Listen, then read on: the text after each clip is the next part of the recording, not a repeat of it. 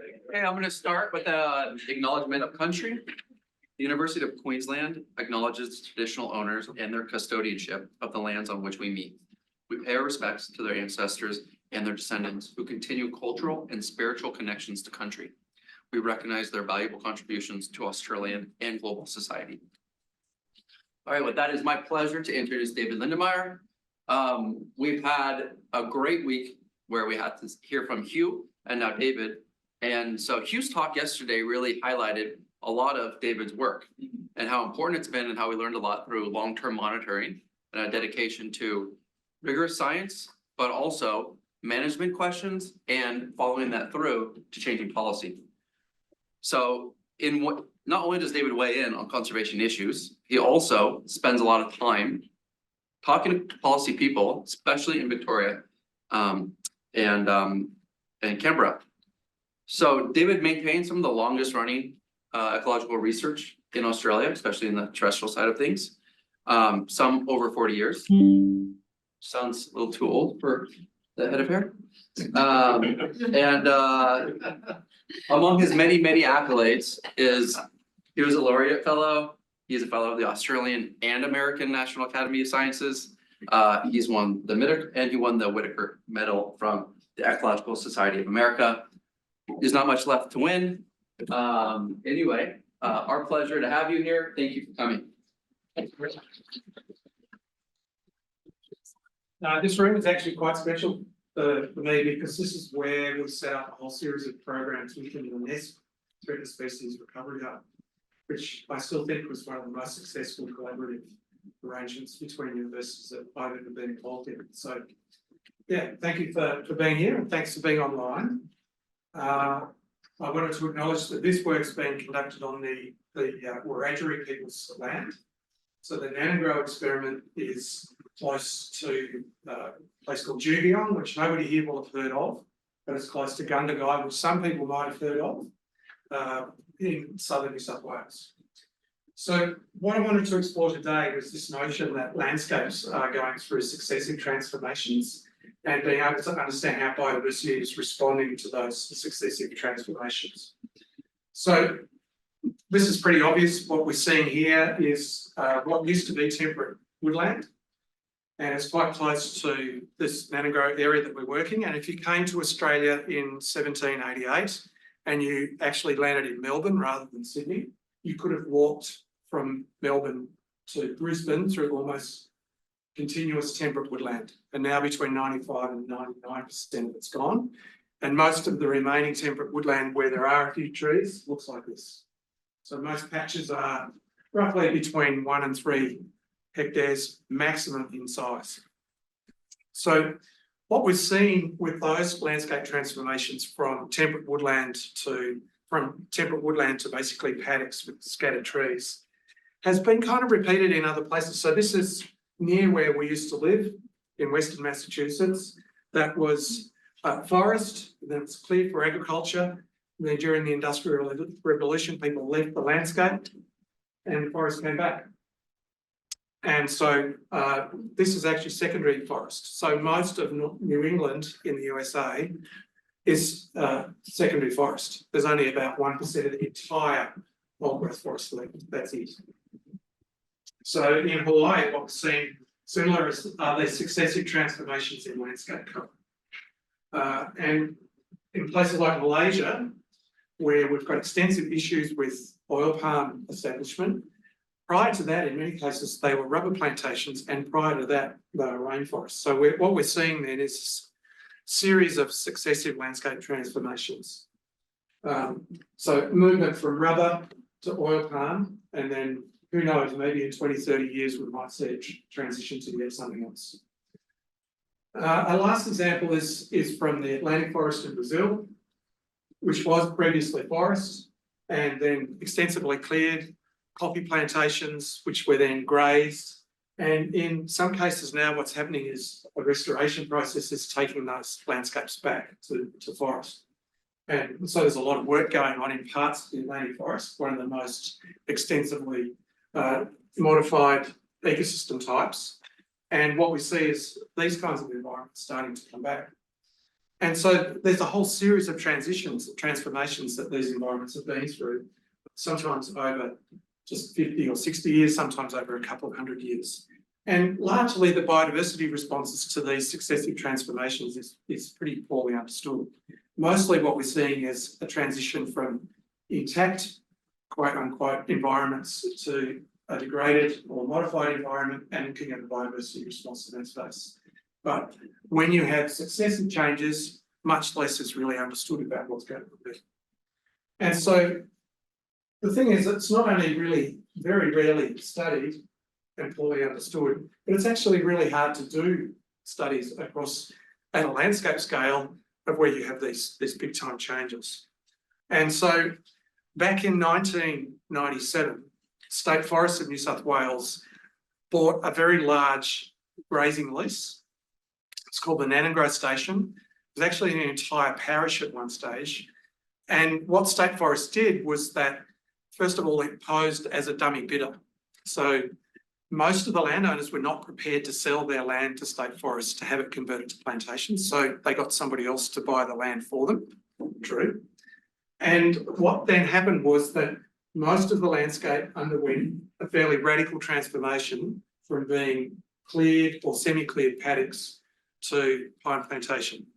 And so this has taken place over more than 25 years. The thing that was interesting about this place is that scattered across this part of the world, there were patches of remnant temperate woodland.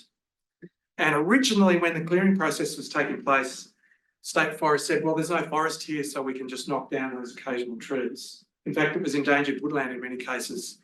And through another government agency, we were able to fight to have those patches of remnant woodland held onto. And that allowed a landscape experiment to be implemented, which is really the basis of this talk.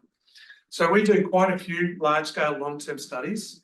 And the one that we're talking about here is one of the small scale ones at Nanangroe. So Nanangroe is the name of the station, so that's become the name of the study. And really what we're talking about here is temperate woodland and patches of temperate woodland looking a little bit like this. Then clearing around those patches of temperate woodland that you can see in the background. And then as time goes on, the surrounding pine forest grows up. I shouldn't call it a forest, let's call it plantation. Pine plantation grows up around the patch. The patch is intact, or seemingly intact, but the surrounding landscape has changed. The landscape context has changed. So what we're doing is tracking what happens over time to biodiversity within the patches. So there's quite a number of us that are involved here.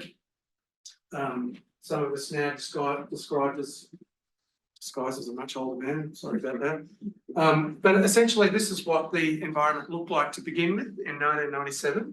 So you can see some consolidated patches in these kinds of environments, a lot of scattered paddock trees. So we were able to document how many paddock trees there were and then the impacts of the removal of paddock trees.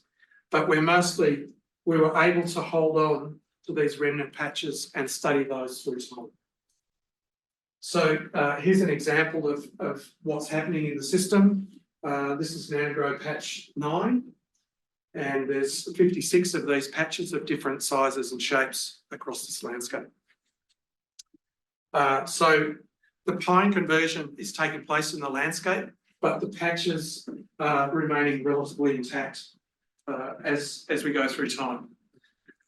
Now, we also have this as a control experiment in a way, because we have farmland areas that are adjacent to the plantation where there's been no pine plantation establishment, and we've matched up the patches in the design. So we've got what we call the treatment sites, so woodland patches surrounded by pines that are maturing, and then we've got control sites where woodland patches are surrounded by grazing land and there's no change in context.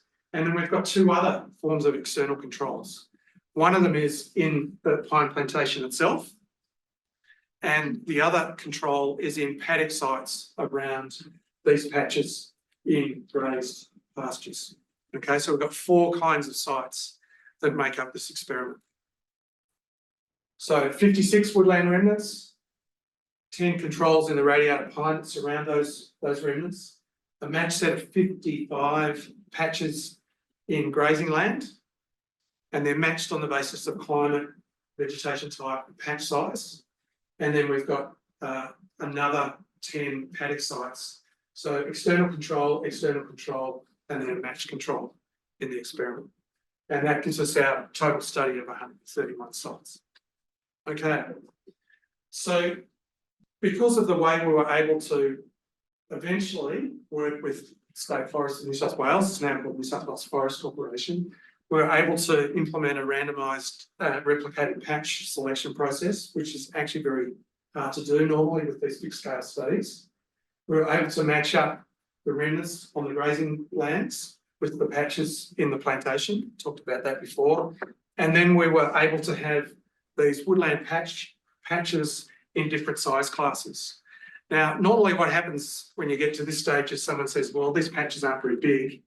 The reality is that about 10 hectares is about the biggest that you get in this kind of woodland environment. That's the extent of clearing. So we would love to have had 20 hectares, 30 hectare, 50 hectare patches. That would be great. They just don't exist. That's been the extent of landscape transformation in this space. And then we have 4 kinds of woodland in this system as well. So that's part of the underlying design. Now, the other thing that happened, and you people might experience this in Brisbane in years to come, we had what we call the Stadium Australia effect. And that was that the New South Wales government at the time was implementing the infrastructure for the Sydney Olympic Games. And they spent so much money on putting in things like swimming pools and velodromes and stuff like that, that they ran out of money for other things like putting in pine plantations. And so we had the pine plantation put in over 3 years. And that meant that we were able to stage the process so we didn't confound year with treatment, which is actually pretty good. And so that meant that we were able to start the sampling before the plantation began to be established, and then continue it as the system is being transitioned to a plantation dominated one. So we've sampled birds in this case right through until 2022. This year, 2024 is the next year. The longer the work goes on, the more that you don't have to do the sampling in every year because of the extent of the time series. Okay, so we've got reptiles, possums and gliders and birds sampled across these years. That's actually a typo, we're out at 2023. And the covariance and structure of the vegetation is sampled until 2022. I should have updated that. So we've actually written a little book about thinking that's involved in these landscape experiments and natural experiments, because they're not easy to do. But it's still, I think, an important process to be able to go through the thinking that was involved in this space.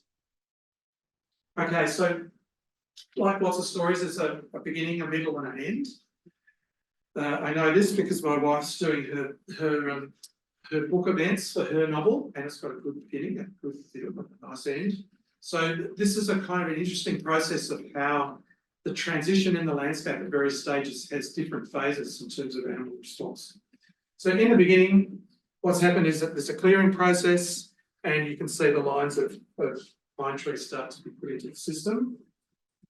And we start a system that's actually remarkably species rich, given how much disturbance has occurred. So we're nearly at 125 bird species. And what we see in this early phase is some very strongly contrasting responses. So we start to see, even though this is a pine plantation, we start to see forest birds begin to start to colonise the system. And the woodland birds start to decline in these woodland patches. Even though they're still woodland patches, but they're surrounded by pine trees, we start to see this woodland bird decline. And so we see some species that don't care about our experiment at all, like the noisy frybird. And then we see some birds that are only increasing in the new quote-unquote habitat of the brown thornbill, which are coming into the radiata pine plantation.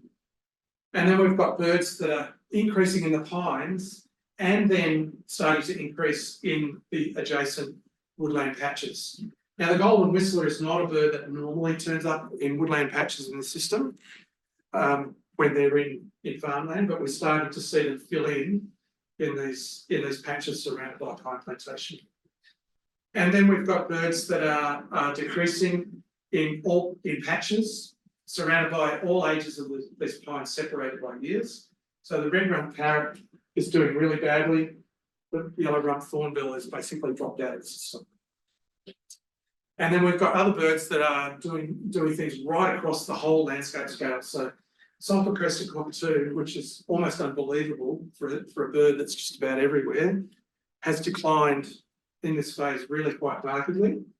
And then the yellow-faced honeyeater, a native honeyeater, has increased quite dramatically right across all the treatments and right across the whole system. And we'll come back to that bird in a few minutes. So what we're seeing then is we've got a whole range of responses, and it's possible to cross-classify what these different bird species are doing in terms of what's happening. So we end up with a sort of a cross-tabulation like this. Birds that are responding positively to the woodland remnants in the paddocks, and then birds are responding positively to the woodland patches within the pine. So you can start to see which are the overall winners that are going well in all of the different systems, which are the overall losers in both systems, and then combinations of both. So remember, we're in the first 7 years of this large scale study. And so what's actually happening is that the woodland birds have been drawn into this system and being added to the woodland bird community. And we're seeing some losses, seeing some gains. And so remember that these are woodland patches, but the context is changing. The context has changed from scattered trees in a grazed landscape to a pine plantation system. And the thing that's starting to happen is that these woodland patches are now increasingly dominated by forest birds, even though the patches are still woodland. Okay, and then some species that should never ever be in these systems at all, like the superb lyrebird, are now colonising those woodland patches. It's quite bizarre to be standing in a yellow box woodland or a red box woodland and see lyrebirds scratching around in these woodland areas. That ain't supposed to happen. And so what we've really got then is what Richard Hodge called a novel ecosystem, where we've got these novel combinations of species that would never have been in these systems before. So when you add diamond firetails, a classic grassland and woodland bird, to a superb lyrebird, that's pretty odd. You don't see that in forests, you don't see that in woodlands. It's something that's really quite different in this system. Okay, so we've got a novel combination of birds. The woodland reptile assemblage, which we've been surveying, is essentially unchanged, but we're seeing other things moving in, and we've seen lyrebirds hunting woodland reptiles in these systems. So there's a change in the predator-prey relationship in all likelihood, although that's something that we haven't studied. Okay, now we come to the middle bit, 8 to 13 years. And what we're seeing is that our pine plantation system is starting to fill in. Our lonely patches of temperate woodland are in the system, and we're still counting what's going on in these patches and in the controls. And then beyond here, we're in the farmland with the match controls. And what we're starting to see then is the forest species are starting to spill over into these woodland patches more substantially, and starting to replace the woodland birds. So, for example, the white-plumed honeyeater, which is a classic woodland bird in the system, is being replaced by yellow-faced honeyeater, which is a classic forest bird. And we hypothesised to begin with that we should see this change of replacement of one similar kind of species by another. It should happen faster in the small patches than in the large patches. So these large patches have more area than a typical woodland than the small patches, and that should be part of that replacement process. And it should be faster in the true woodland areas like yellow box and red box versus the tree species like red stringy bark, which is both a forest tree and a woodland tree. And we should see it faster in the large birds because they're more mobile than the small birds. So these are sort of hypotheses about the kinds of changes that you might see in a system like this. And so we've started to explore these ideas of co-occurrence, of closely related species that are essentially in the same guild, but have different songs and different paint jobs. And so we began to look at these birds as groups. So brown tree creeper and white-throated tree creeper as examples of a woodland bird versus a forest bird that are in the large category. Similar thing with the two rosellas, a forest bird and a woodland bird that are reasonably large. The whistler, golden whistler, rufous whistler, brown thornbill yellow.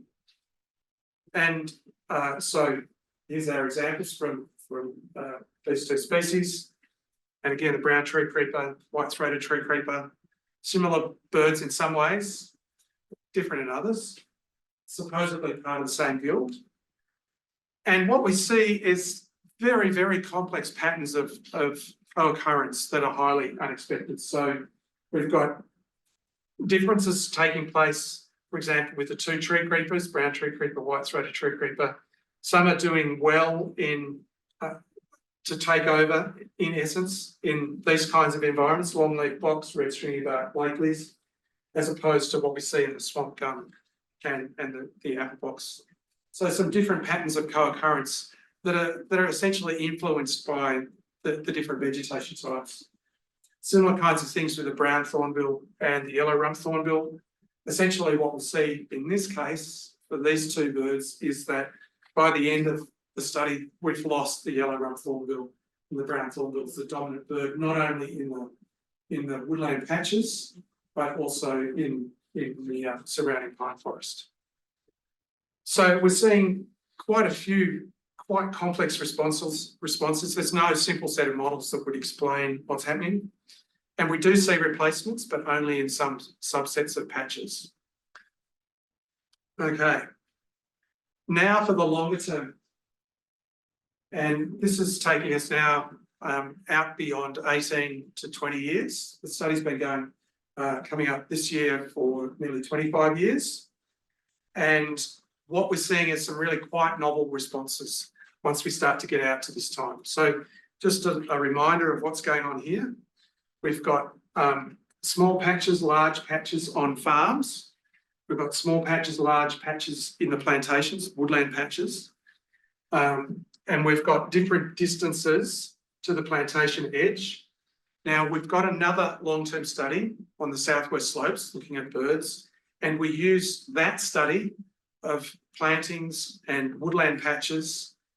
We use data from the woodland patches in that study that's been going for 20 years as another external reference set, so another form of external control.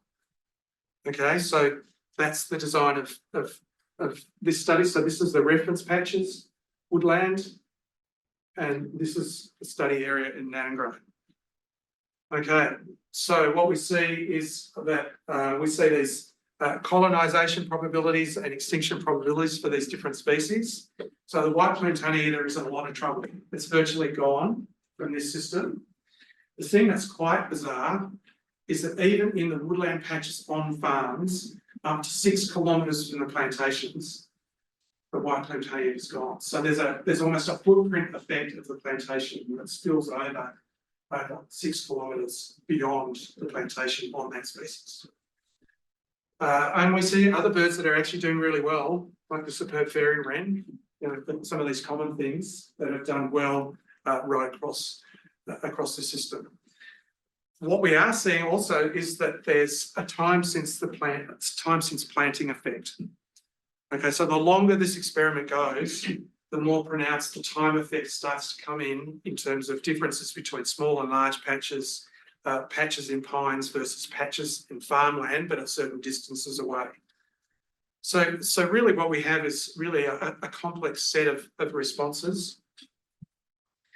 But what we also see in an intriguing way is that not only are birds responding to what's happening with the intervention now, but there's also a memory of what was happening previous to the plantation establishment in this system. And so this is where the previous land use and land cover form starts to interact with the new form of land cover that's coming into the system. And so this is where this study starts to run into this idea of recurrent successive landscape transformations. So we can see the effects of the plantation up to 6 k's away. And these effects for some species are only starting to be seen well into the duration of the experiment, over 20 years in some cases. So some of these patch size and context effects, we don't see them early in the piece, but once the experiment's been implemented over a number of years or even a couple of decades, they start to become more and more important. And so some species are benefiting quite well. So the eastern yellow robin is a woodland bird that's of conservation concern. It just loves being in the system, particularly in the pines, but then also spilling over into the woodland patches. But there are other species like the dusky wood swallow that are doing really badly and have declined not only in the patches within the pines, but actually right across the entire landscape and beyond the plantation for between 4 and 6 kilometres away. So some species are actually quite well adapted to these new environments, and some species are doing really bad. And so that this notion of thinking about what is it that we're interested in looking at, and how are these kinds of changes starting to be seen. And the importance of this in an applied conservation context is that in some states, like Victoria and Western Australia, they've exited native forest logging. They can't afford to keep subsidising the industry anymore. New South Wales is getting close. New South Wales, the industry, native forest industry, has cost the state about $250 million in the last couple of years. And so as soon as the federal government wakes up to itself and puts in a carbon methodology, the likelihood is that that state will exit native forest logging, but there will need to be more investment in the plantation sector. And so thinking about what the potential implications of that might be becomes really important at a landscape scale. So we're seeing an interaction between the previous transformation, like the one in the background, and the new transformation, and some of the legacies of that previous transformation, for example, the remnant patches of woodland that were left over, become important to keep in the new system that's going to be overlaid on top of it. So biological legacies do become critical. We see a similar effect when we look at dams and farm dams that were left in the previous landscape and that are carried forward into the plantation space with some of the endangered frogs in the system. And so one of our conclusions from this is that if each time we're going to do a development, we need to think about the implications of that development.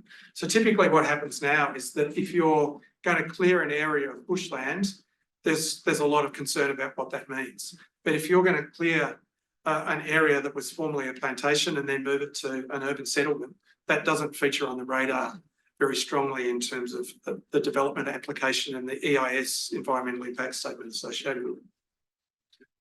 So, as I was saying before, this large-scale landscape change, particularly in the plantation sector, is inevitable. There's a lot of work going into that. The work that was done back in the late 1990s indicated nearly 20 million hectares of southeastern Australia alone is potentially suitable for plantation establishment. And that's going to keep keep expanding. So in some cases, that's going to take us onto farmland that's going to have patches of endangered remnant woodland on it. Yellow box, red box, Blakely's red gum, white box, that kind of country. And so the implications of putting plantations into those kinds of systems is going to be really quite important in terms of what it's going to do there. And that changing landscape context, even if you hold on to those woodland patches, which I can tell you is a big fight to be able to do that in the first instance, that changing context will still have an important set of knock-on impacts on a range of species. And then we need to be aware that some novel kinds of ecosystems, be they interactions between woodland skinks and superb lyrebirds, might start to develop. The other thing that's happening is that now we're reaching the end of the first rotation in these pine systems. So we're starting to see things like this. We have our woodland patch in the middle there, and the plantation has been cut down. And we're now, I'll leave that to you, James. So what happens now is, do we go back to having a system where we have woodland birds start to colonise some of these patches, or do we stick with the forest birds? We don't know. We're just at the stage where the system is going to be clear felled. It's already had 2 thinnings, And we've seen some interesting changes with woodland birds with both the thinning regimes after 13 years and 18 years. So we're now at a stage to begin to look at what might be happening. But there are other things taking place in the pine system. So in this Tumut Nanangroe system, we have about 70,000 hectares of pines, and we think that we have about 69,500 hectares of blackberries. And it's serious stuff when you have to put on your waders and wade out through chest-high blackberries. And there's lots of things that like to be in blackberries, like long-nosed potoroos, but other things that like to be in blackberries, like tiger snakes and other things as well. So some interesting changes to the system, which are also influencing the fire proneness of how the system works. So that's why we continue to measure the vegetation structure, because in some of these wetter gully areas, this is what we see. The other thing that's happening in plantations is that we know that they're very flammable. So we know that logged native forests are very flammable. Thinned native forests are very flammable. Wait for it. Prescribed burnt native forests are also very flammable for all the same reasons. It's a thing we call disturbance-stimulated flammability. Makes us very unpopular. But we also know for the same reasons that plantations, where trees are typically less than 25 years old, are also super flammable. So this is one of the really big challenges as we move to a more plantation-dominated system in Australia. And remember that 90% of the nation's sawn timber already comes from plantations, okay? You need to be aware of that. When somebody says, an ill-informed politician says, if we don't log native forests, we will be killing orangutans. I want you to have your bullshit detectors switched on, because we do not import timber from places in Asia to chip up to make paper and wood chips, because 90% of what we take out of native forests goes into the wood chip paper pulp stream. Our plantation timber largely comes from New Zealand and Europe, except for timber that comes from Vietnam, which is plantation eucalypt pulp. So Australia exports, wait for it, 97% of its plantation eucalypt pulp logs overseas. Seriously, 97%. And then we import plantation eucalypt pulp logs and wood chips from Vietnam. I know it doesn't make any sense, but they're the numbers. Okay, so just to finish then, some general perspectives about this notion of recurrent change and landscape transformation. So we've been thinking about this in a sort of conceptual sense about what happens when we begin to start to move from intact ecosystems, which are crucial for biodiversity and crucial for ecosystem services. Once we start to move them towards, for example, grazing landscapes, and then through to plantations. And now what we're seeing in parts of southeastern Australia, including in the Canberra region, is that places that were first of all intact woodland, then grazing landscapes, and then plantations are now being transformed now into urban environments. And so thinking then about what that means for water sources, farm dams, those kinds of environments, the changes in key ecosystem processes like fire regimes, and then fire at the urban interface and the like. So there's some thinking about not only what happens to the biological legacies that you have in these systems, but also the changes in key ecosystem processes. And so, you know, some of the things that are going to be important is how complete is your transformation?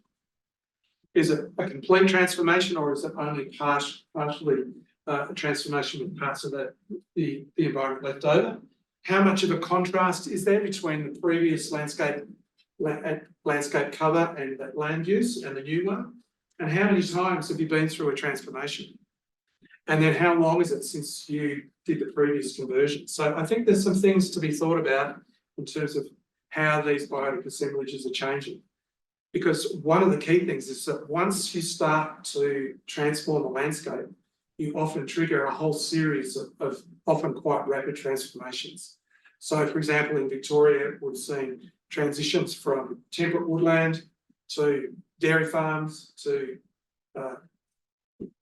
beef farming, and now it's moving into almonds, and it's happening very quickly. So you're seeing a change in tree cover, tree type, processes that influence water regimes, fire regimes, all kinds of things, and has massive impacts on biodiversity as well.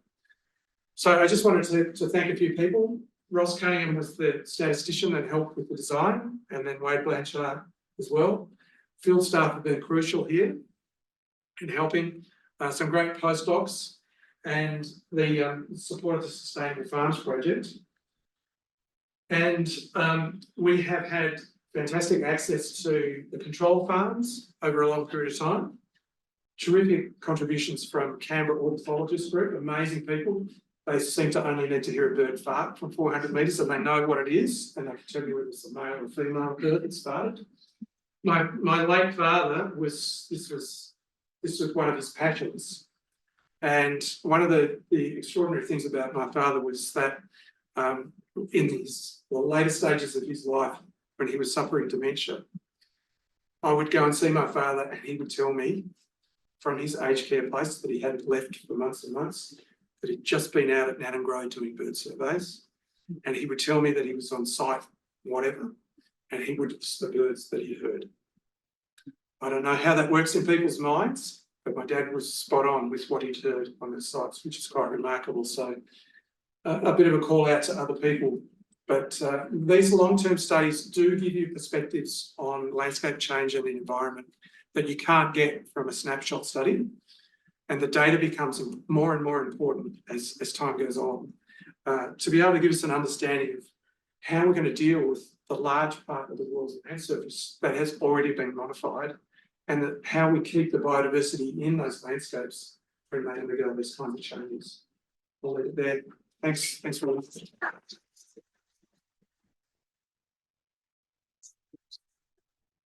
All right, we have time for some questions.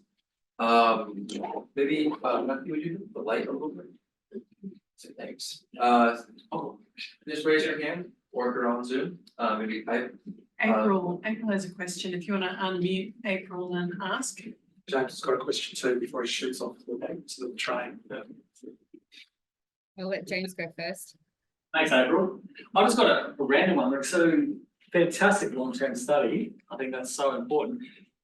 Extreme events, climatic events sometimes drive pulses. We see out in the woodlands in particular. Yep. Did you pick up any signals around, like, there was a millennia drought, so that therefore changed ways of some species and certain transformations were happening, or is that still being examined?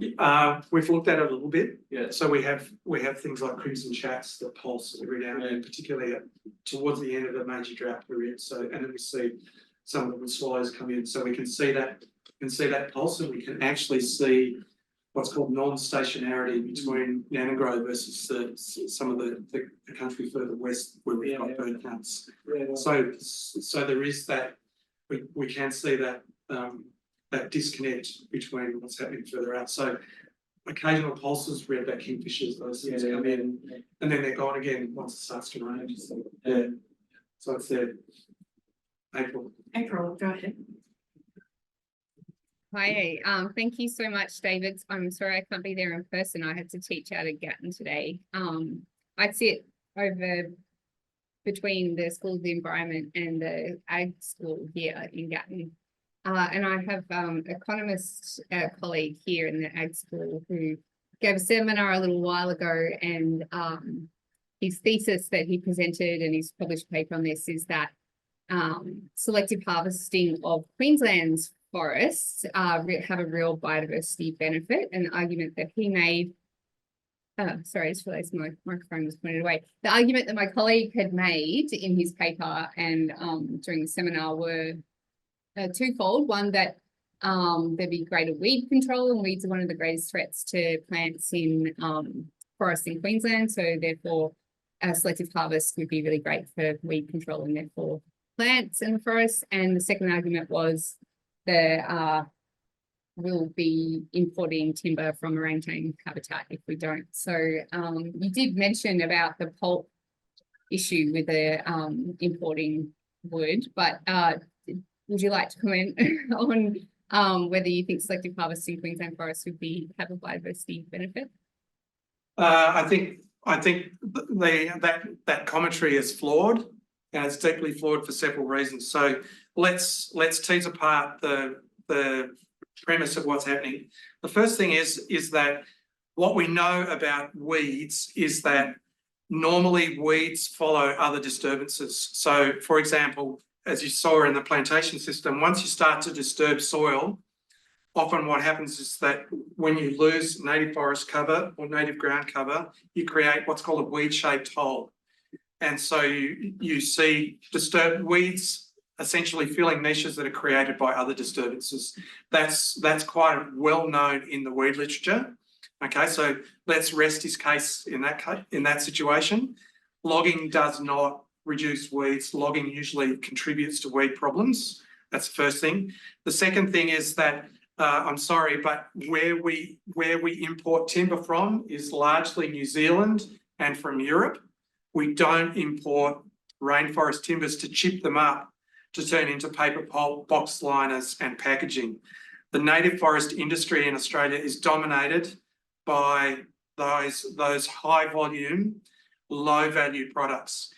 Nearly 90% of all sawn timber in Australia already comes from plantations. So the real value, the real employment is in the plantation sector already. Ongoing native forest logging has a massive negative effect on biodiversity, and it makes forests more prone to higher severity fire. It leads to significant carbon emissions, and that's among the many, many other reasons why we need to exit native forest logging, not only in Queensland, but in the rest of Australia.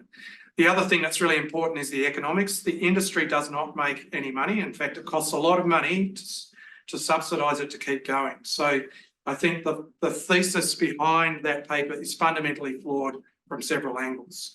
So as they say in the legal fraternity, I rest his case. Yeah, thank you. He also made an argument about carbon benefits of the selective harvest of Queensland's forests, and I have to admit I didn't agree with a lot of the claims that were made in the talk of the paper myself. So it's good to hear your perspective, and if you don't already have enough to do and would like to help me write possibly a refutation of that paper, maybe we can share. Sure. So I've just written a very grumpy, irritable male syndrome book that my daughter here has got my copy of, but it debunks some of these myths. So I've heard the myth that if you log native forests, it's good for the climate. The reality is that when you log native forests, you generate large amounts of emissions. So in a Tasmanian context, Tasmania's logging industry generates the emissions equivalent of 1 million motor vehicles. In Victoria, until the industry was closed, the Victorian native forest industry was generating the equivalent of 730,000 vehicle emissions every year. So you also need to do carbon life cycle analysis to look at what timber products you're producing. And if your industry is largely producing paper pulp, box liners and packaging, they have a very short period of time in the carbon life cycle before they go to landfill and add extra to the emissions profile. So there is no basis to log native forests on the premise that it's good for the climate. It is not. I rest his case once again. Thank you. Add a tiny thing, April, that paper really annoyed me as well. And if you look at the conflict of interest statement in the paper, it says no conflict of interest, but then when you look at the funding source, it's one of the Australian paper industries, which should be like, if this was a medical study, you know, the medical field is really like, industry funded studies are inherently biased, we know that, and yet these voices that are industry funded still get considered as legitimately as non-industry work, which is really fraud. So yeah, there's a whole area of work that I'm sure you're aware of called funding bias. And so yeah, you it's a form of cash for comments. Yeah. So I know that the largest sort of woodland patches were about 10 hectares. But based on your findings, it looks like there'd be an argument that if you actually wanted to retain some woodland ecosystem and bird assemblages, the patch sizes to overcome edge effect, but you need patches that are what, 20 kilometres wider. So does it provide evidence for how much land you would need to set aside and then restore in between patches in order to achieve a size where you'd actually conserve it? And so what is the size? Yeah, so the size, going back to the other external studies, so the other external control, the reference areas, it looks to be in the realm of about 20 to 50 hectares in size. And it's about that size that you start to have things like eastern yellow robins and hooded robins and some of those other birds on the edge in the woodland environment. That's when we start to have those starting to come in. But it's also the danger in coming up with just a patch size is that there's a trade-off between patch size and patch condition. So some of those very large patches are also intensively grazed, so they've lost the understory and the mid-story. And in poor conditions like that, we often have an influx of noisy miners and other things. I'm interested in whether or not you've had any success, because I'm sure you've tried, and then convincing people that we don't just need to conserve this patch. We need to not allow this, say, grazed land that's in between patch A and patch B to be converted to something else. We actually need to restore. Yeah, and the success is with farmers' wives. So when we do our bird surveys on farms, we'll do demonstration farm days, but sometimes some of the farmers' wives will come out with us, and I don't want this to sound sexist because it's not. Often what happens is that it's farmers' wives who have the greater vision to think more longitudinally about the management of their farm, of the family farm. And we've had a number of cases, for example, as a social narrative, where the farmer's wife will come out and stand with us at 5:30 or 6 o'clock in the morning to understand how we count birds. And then at the end of the morning, she'll say, well, what might I do with this area that's scattered paddock trees? And we'll say, well, you could actually change the boundary of that paddock, and then maybe you could hook them together, because when you have paddock trees within a planting, that planting actually takes on extra value. And we might be back in a couple of years later, and sure enough, the fence line has been moved and the farmer's been under instruction that that's what's going to happen. So the other thing that happens on our demonstration farm days, it takes 3 field events to make a change. So what happens is that the first time we start talking about how you can better protect your paddock trees because it shelters your Angus cows, which are black, which are going to be baking in 40-degree heat. And in the winter, you've got to have somewhere where you've got lambing success. The first time what happens is that everyone kicks rocks around and Farmer Bill says, oh, my place faces north. That'd never happen. And then the second one that they go to, Farmer Wendy says, oh, I did this, I did that, and it seems to work, and my lambing success has gone up. And then the third time they're saying, well, can I talk to my catchment management authority to get a subsidy to see that happen? And that's how we've measured the impact in terms of how do you get people to change that way through that farmer to farmer narrative that's guided by some of the science about how it works. That's a long journey, because there's 20% of farmers that will never ever change. It doesn't matter what you do.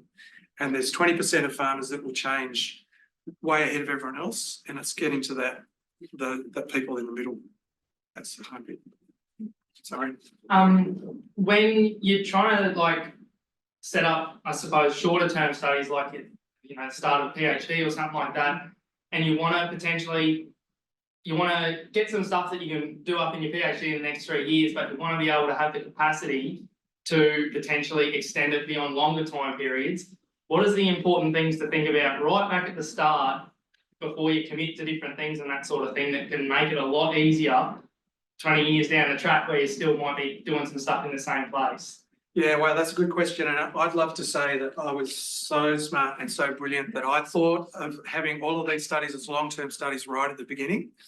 And yeah, we're looking at Pinocchio. I think one of the important things is the design. So often when we're asked to start to set up studies like this, and there's been quite a few now, is thinking carefully about what we call a cross-sectional design. So having good contrasts to be able to see things early in the piece. So being able to contrast big patches, very big patches versus very small ones. So you'll see a result. And the design becomes really quite important to think about in that space, but also the questions that go with that design in terms of being management relevant and important, and engaging with the land managers, being it farmers or catchment management authorities or others. I don't think there's a single straightforward recipe for it, but some of those fundamental components of design are really important in this space. And you've got great people like Martine and Hugh and others that are fantastic for thinking about some of those things that can often secure a study in the long term that gives you those data returns. Yeah. Often you guys survey the patches, and I guess my next question is like, when you look at population changes, did you do it yearly or like monthly, like looking at seasonality as well within the year? So with a big study like this, there's a trade-off between how many times you can go back to visit sites in a given year and how many sites you have. So the recommendations from our statistician was that in terms of the design, it was better to have a larger number of sites that were surveyed less frequently. Now, that is not always the case. It depends on what questions you're asking. So in our case, we surveyed birds every year for most of the first 15 years, and then it's gone to every 2 years. And then we had a hiccup during COVID, not surprisingly. But we also used to time things so that in 1 year we would be doing birds, another year we would be doing reptiles, another year we might do reptiles and possums and gliders, that kind of thing, for social reasons, and that was to maintain continuity with our different landowners. So they could see that we were still coming onto their place. We were giving them a report about the different animals that we were recording, and so there was a connection to the people whose land it was. Did you try not to, I guess, do the same like bird surveys within a similar time of the year? Like Yes. seeing like seasonality, Yeah. like there could be changes to birds. So we do the surveys of birds at the time when we're seeing the arrival, the last species that are arriving of the summer migrants.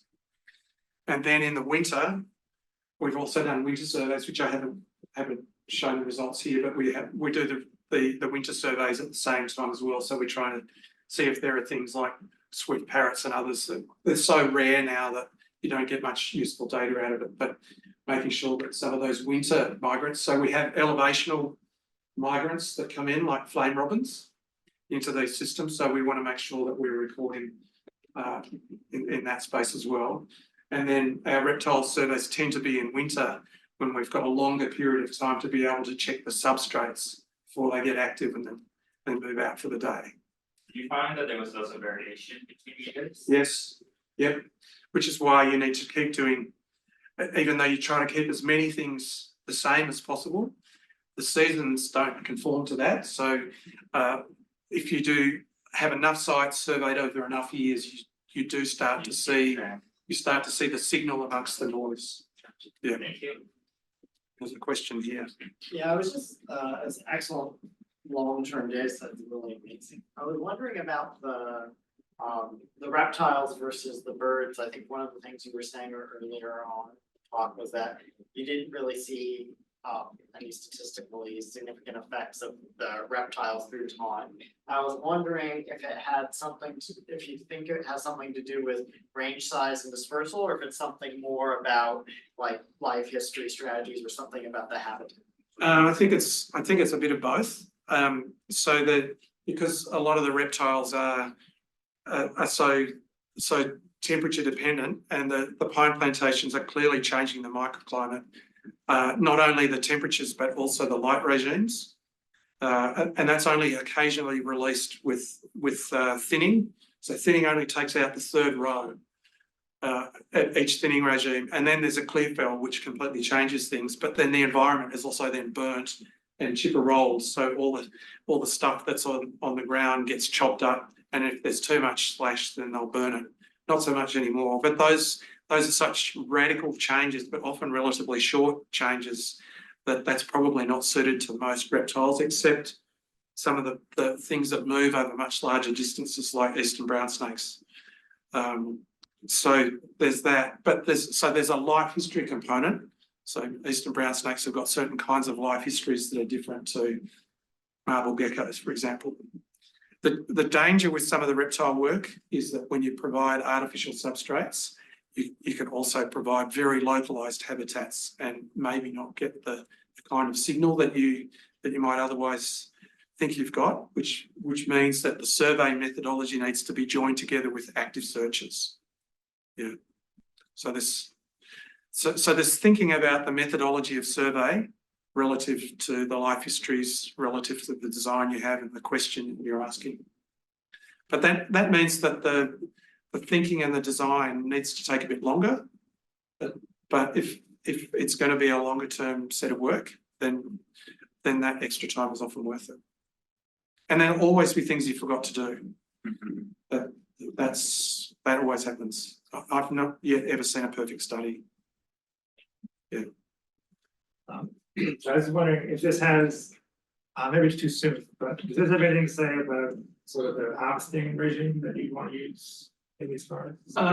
This study doesn't so much, but another PhD program looked at the effect of the juxtaposition of pine plantation and harvesting, mostly clear fells around sort of forest patches which are in the neighbouring area. So there's another study which I haven't talked about called the Tumut study.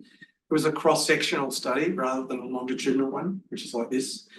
But there is an effect on some bird species in those forest patches within the Tumut study of how much clear fell there was in the surrounding landscape. And what that study was kind of suggesting is maybe if you scattered, so you scheduled the harvesting so that you didn't completely open up the forest patches all at once. Now that's pretty hard to do with their harvesting schedule by compartment, but it is possible to do because there's also there are fire benefits of doing it that way as well. Do you think it's similar processes taking place in both studies? No, because the forest patches don't have a woodland bird component to create those novel ecosystems like the Nanangroe study does. So the Nanangroe system is a woodland dominated environment that's had forest birds flooding into it, whereas the Tumut study was only forest birds. And so in that case, there were much more defined patch size effects because we weren't getting that sort of replacement of one group with another, or the co-occurrence period in the early to middle part of the study. Yeah. Another. Yeah, so just in terms of maintaining those relationships with those producers over that long time period, you mentioned before about giving like the species list and that sort of thing. Is there other things that you guys would do in terms of giving information back to those producers? Yep. Yeah, so the Sustainable Farms Project has a very strong outreach component. So some donors to the project, that's their focus. They don't want you to do any research. They just want you to tell people about what you found. I have to argue with them saying, you engage farmers more if you've got new stories to tell. So there's a little bit of an interesting trade-off there. So we provide demonstration farm days. So for that, we have low strength beer, white bread, and horrible sausages that I can't eat, but that they do. So, remember that farming is a very, very lonely business for most people. So those kinds of social events are really important, especially if you're not trying to sell them anything. You're not trying to sell them fertilizer, sheep dip, whatever. All you're doing is talking about ideas about how do you renovate a farm dam? How do you make a biodiverse friendly shelter belt? And so that brings people in. Then you need to manage the events so they're not too big. So they need to be capped at about 25 people, because any more than that, then you get special group dynamics, which gets in the way. And then you need to provide other materials, supporting materials. So we provide posters of what a good farm dam looks like, or we provide a planting guide for how you might do a shelter belt. And on occasions we write books about natural asset farming, those kinds of things. And they're things that we give to farmers for not only being part of the project, but also to be able to talk to other people about how they might, how they might change the condition of the natural assets on their farm to have a biodiversity dividend, and perhaps get them set up in the nature repair market if that ever develops. And let's not go there, but so there are things that can be done to nurture those partnerships to continue that information flow. And often individual landowners will be doing things that are kind of interesting that might build the basis for a robust study. So briefly, farm dams, there's 1.765 million farm dams in Australia. 97% of them are in appalling condition with terrible water quality. We had a couple of landowners that were renovating their dams, and we thought, oh my God, there's an opportunity for a study here. So we were able to develop a study with 124 farm dams in them, controls that are unmanaged, transition dams that are being fixed up, and ones that are on a trajectory for change.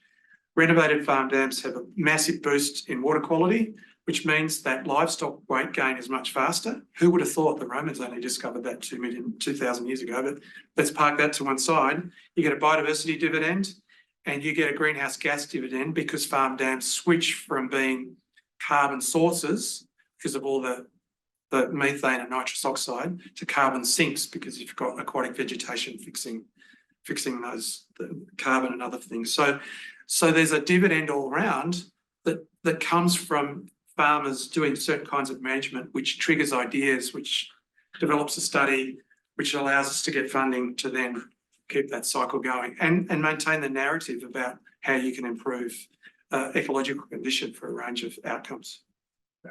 Sorry, I've spoken too long. Let's give David another round of applause.